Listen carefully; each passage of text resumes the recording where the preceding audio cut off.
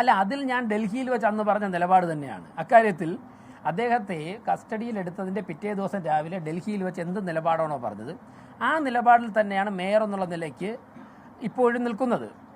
മറ്റൊന്ന്, ശ്രീ രാജീവ് ചന്ദ്രശേഖരൻ, കരമന ജയൻ ഉൾപ്പെടെയുള്ള നേതാക്കന്മാർ പാർട്ടിയുടെ നിലപാട് പറഞ്ഞു കഴിഞ്ഞു. നിലപാട് ഓരോ ദിവസം മാറേണ്ട ആവശ്യമില്ലല്ലോ.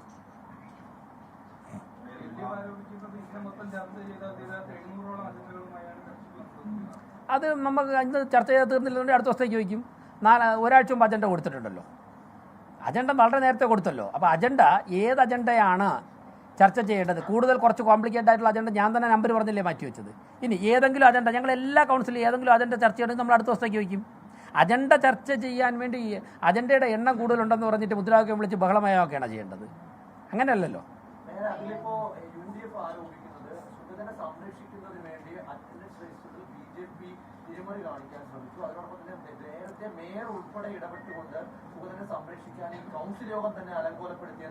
അല്ല, ഞാൻ തുടക്കത്തിൽ പറഞ്ഞു അത് രഹസ്യമല്ലല്ലോ. 101 കൗൺസിലർമാർക്കും കൗൺസിലർ എന്നുള്ളതിലേക്ക് സംരക്ഷണം കൊടുത്തുവാൻ വേണ്ടിയുള്ള സാഹചര്യം സ്വീകരിക്കും, നടപടികൾ സ്വീകരിക്കും. അത് രഹസ്യമല്ല, പരസ്യമായിട്ട് പറയുക തന്നെയാണ്. ഇനി ഈ വാഴോട്ടുകോണം കൗൺസിലർ സുഗതൻ്റെ കാര്യത്തിൽ ഒരു നടപടിയും സ്വീകരിക്കുവാൻ ഒരു മേയർക്ക് സാധിക്കില്ല. ഒരു മേയർക്ക് ആക്ട് ചെയ്യാൻ സാധിക്കുന്നത് ജനപ്രാതിനിധ്യ നിയമം അനുസരിച്ചോ മുനിസിപ്പൽ ആക്ട് അനുസരിച്ചോ ആണ്. അതിൽ ഒരു കേസിൽ പ്രതിയായ വ്യക്തിക്കെതിരെ മേയർക്ക് നിലപാട് സ്വീകരിക്കാൻ സാധിക്കില്ല. എൻ്റെ അധികാര പരിധിക്ക് അപ്പുറത്തേക്കുന്ന ഒരു കാര്യത്തിൽ ഞാൻ ആക്ട് ചെയ്യില്ല എന്ന് പറയുന്നതിൽ എന്താണ് അതിൻ്റെ പ്രസക്തി? പിന്നെ ഈ അറ്റൻഡൻസ് ലിസ്റ്റിൻ്റെ കാര്യം പറഞ്ഞില്ലേ, അത് ആവർത്തിച്ച് നിങ്ങൾ ചിലർ അറിഞ്ഞില്ല എന്ന് രാഷ്ട്രീയ നേതാക്കന്മാർ നടിക്കുന്നത് മനസ്സിലാക്കാം. മാധ്യമപ്രവർത്തകർ അങ്ങനെ ചെയ്യാൻ പാടില്ല. നിങ്ങൾ മനസ്സിലാക്കണം, ഇത് 4 തരത്തിലുള്ള രേഖകളുണ്ട്. സ്മാർട്ടുണ്ട്. ഇന്നിപ്പോൾ 1-2 മണിക്കൂർ കഴിഞ്ഞ് ചെന്ന് കഴിഞ്ഞാൽ ഇന്ന് വന്നവരെ കുറിച്ചുള്ള മുഴുവൻ രേഖകളും സ്മാർട്ടിലുണ്ടാകും. അതുപോലെ തന്നെ വിഷ്വൽസ് ഉണ്ട്, വീഡിയോ ഉണ്ട്, പിന്നെ ഫോട്ടോയുണ്ട്, ഡേറ്റഡ് ഫോട്ടോയുണ്ട്. മറ്റൊന്ന്, ഈ കഴിഞ്ഞ 3-4 മാസത്തിലെ കൗൺസിലിലെ നിങ്ങളുടെ വിഷ്വൽസ് തന്നെ നോക്കിക്കഴിഞ്ഞാൽ അതിൽ സുഗതൻ വന്നിട്ടുണ്ടോ നിങ്ങൾക്ക് തന്നെ അറിയാൻ പറ്റുമല്ലോ. ഏപ്രിൽ, മെയ്, ജൂൺ ഈ മാസങ്ങളിൽ, അല്ലെങ്കിൽ മാർച്ച് ഈ മാസങ്ങളിലൊക്കെ സുഗതൻ ഹാജരായിട്ടുണ്ടല്ലോ, നിങ്ങൾക്ക് തന്നെ വിഷ്വൽസ് കാണുമല്ലോ. അതെങ്ങനെ ഒരു സ്റ്റാക്ക് നശിപ്പിക്കുക? ഇങ്ങനെയുള്ള വില കുറഞ്ഞ ആരോപണങ്ങൾ നടത്തരുത്. ഇന്ന് പങ്കെടുത്ത കൗൺസിലർമാർക്ക് അവിടെ വച്ച് അപ്പോൾ തന്നെ ജീവനക്കാരൻ കൊടുത്ത ഫോഴ്സിൽ, ആ ജീവനക്കാരൻ ഇവിടെ ഉണ്ട്, ഞാനത് കഴിഞ്ഞ് സംസാരിക്കാം എന്താ സംഭവിച്ചതെന്ന്. ആ ജീവനക്കാരൻ ഇവിടെ ഉണ്ട്. അതിപ്പോൾ ഒരു പാവപ്പെട്ട ജീവനക്കാരൻ.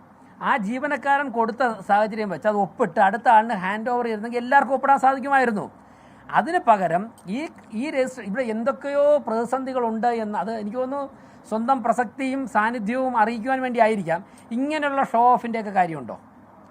ഏത് മാധ്യമപ്രവർത്തകർക്കും ഇതൊരു പബ്ലിക് ഡൊമൈനിലുള്ള സാധനമല്ലേ. ഒരു പെറ്റീഷൻ ഫയൽ ചെയ്ത് കഴിഞ്ഞാൽ ഉടൻ തന്നെ അതിൻ്റെ ഫോട്ടോ കോപ്പി കിട്ടില്ല, സർട്ടിഫൈഡ് കോപ്പി. അതിന് പകരം മറ്റുള്ളവർ ഒപ്പിട്ടുകൊണ്ട് നിൽക്കുമ്പോഴേക്കും അതിനെ എടുത്ത് എന്തോ കണ്ടുപിടിച്ചതുപോലെ ഒരു പബ്ലിക് ഡോക്യുമെൻറ്റ് അതിനെല്ലോ കണ്ടുപിടിച്ചതുപോലെ എടുത്ത് പ്രദർശിപ്പിച്ച് കാണിക്കുക, മറ്റുള്ള ആർക്കും ഒപ്പിടാൻ സാധിക്കാത്ത സാഹചര്യം ഉണ്ടാവുക. അതിനിടയിൽ ഗ്ലാസ്സിൽ കുടിക്കാൻ കൊടുത്ത വെള്ളം എടുത്ത് ഒഴിക്കുക, ചൂടുവെള്ളം വെള്ളം എടുത്ത് ഒഴിക്കുക. അപ്പം സ്വാഭാവികമായിട്ടും മഷി പടർന്നു പോവില്ലേ? അതിൽ 1-2 പേജുകൾ കീറിയിട്ടുണ്ട്. അങ്ങനെയുള്ള സാഹചര്യങ്ങൾ ഉണ്ടാകാൻ പാടില്ലായിരുന്നു. ഈ പാരമ്പര്യമൊക്കെ പറയുന്നവർ അക്കാര്യങ്ങൾ ശ്രദ്ധിക്കണ്ടേ? നിയമ പോരാട്ടം നടത്തേണ്ടത് അറ്റൻഡൻസ് ബുക്കിൻ്റെ ഒരു പേജ് വലിച്ചു കീറിക്കൊണ്ടല്ലോ. ബഹുമാനപ്പെട്ട കോടതികളുണ്ടല്ലോ, ആ കോടതിയല്ലോ തെരഞ്ഞെടുപ്പ് കമ്മീഷനിലോ സംസ്ഥാന സർക്കാരിലോ സമീപിക്കാമല്ലോ. നമ്മളൊക്കെ നിയമം അനുസരിക്കുന്ന സിറ്റിസണല്ലേ, പൗരന്മാരല്ലേ. അപ്പോൾ ഒരു ദൗർഭാഗ്യകരമാണ്. ഒരു കാരണവശാലും ഇങ്ങനെയുള്ള കാര്യങ്ങൾ ഉണ്ടാകാൻ പാടില്ലായിരുന്നു.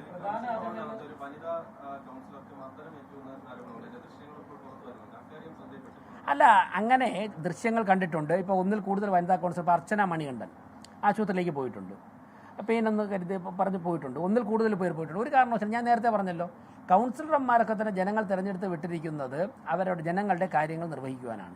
ഇത്തരത്തിലുള്ള സാഹചര്യം ഉണ്ടാകാൻ പാടില്ല. സ്വാഭാവികമായിട്ടും പ്രതിഷേധ പ്രകടനം നടത്തും, ആഹ്ലാദ പ്രകടനം നടത്തും, മുദ്രാവാക്യം വിളിക്കും. ഇതൊക്കെ തന്നെ ജനാധിപത്യത്തിൽ മര്യാദയ്ക്ക് നിരക്കുന്ന തരത്തിൽ നമ്മളെല്ലാവരും ചെയ്യണം. പക്ഷേ പരസ്പരം ഹാജർ ബുക്ക്, ഏറ്റവും ആധികാരിക രേഖയായിട്ടുള്ള ഹാജർ ബുക്ക് ഒപ്പിടാൻ കൊടുത്താൽ ഞാൻ ഒപ്പിട്ടിട്ട് തിരികെ നൽകുക എന്നുള്ളതിലപ്പുറം അതിനെ വച്ചിട്ട് ഒരു ആയുധമാക്കി എടുത്തുകൊണ്ട് കളവായ വിവരങ്ങൾ എന്തിനാണ് പറയുന്നത്? അത്രയും എടുത്ത് അതെല്ലാവർക്കും കാണുന്നതില്ലേ. ഞാൻ എന്തോ കണ്ടുപിടിച്ചു, അതിലെന്താ ഉള്ളത്? അതിലെല്ലാവരുടെയും ഒപ്പ് രേഖകളുണ്ട്. ഇത് സ്മാർട്ടിലുള്ളതല്ലേ. അപ്പോൾ അവിടെ നിന്നാണ് ഈ പ്രതിസന്ധികൾ ആരംഭിച്ചത്. അങ്ങനെ ഒരു യോഗത്തിനെ, ഒരു നഗരസഭയുടെ ഫ്ലോറിനെ അങ്ങനെ ദുരുപയോഗം ചെയ്യാമോ? അവിടെ നിന്നല്ലേ ഈ പ്രതിസന്ധി ഉണ്ടായ? അവിടെ നിന്നല്ലേ എല്ലാ പേർക്കും ഈ അജണ്ട മുഴുവനും ചർച്ച ചെയ്യാൻ എത്ര മണിക്കൂറോളം സമയം കൊടുക്കാമെന്ന് പറഞ്ഞല്ലോ. UDF മന്ത്രിസഭയിലെ ഒരു മന്ത്രി അഭിനന്ദിച്ചുകൊണ്ടല്ലേ ഈ കൗൺസിൽ തുടങ്ങിയത്, ഈ കൗൺസിൽ യോഗം. ഈ കോർപ്പറേഷൻ ഭരിക്കുന്ന പാർട്ടിയും ആ മന്ത്രിയുടെ പാർട്ടിയും തമ്മിൽ ആശയപരം ഒരിക്കലും യോജിക്കാത്ത പാർട്ടികളല്ലേ.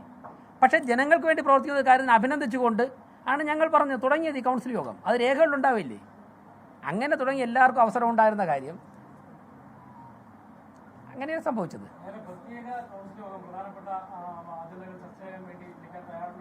തയ്യാറുണ്ട്.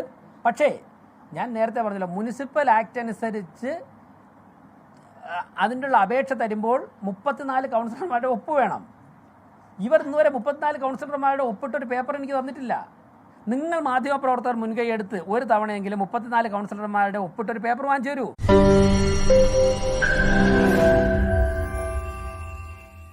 ലോകത്തെവിടെയായാലും ഏത് സമയത്തും 24 വാർത്തകളും ഓഗ്മെന്റഡ് റിയാലിറ്റി പാക്കേജുകളും എക്സ്പ്ലെയിനറുകളും വിശദമായി കാണാൻ ഞങ്ങളുടെ യൂട്യൂബ് ചാനൽ നിങ്ങൾക്ക് സബ്സ്ക്രൈബ് ചെയ്യാം.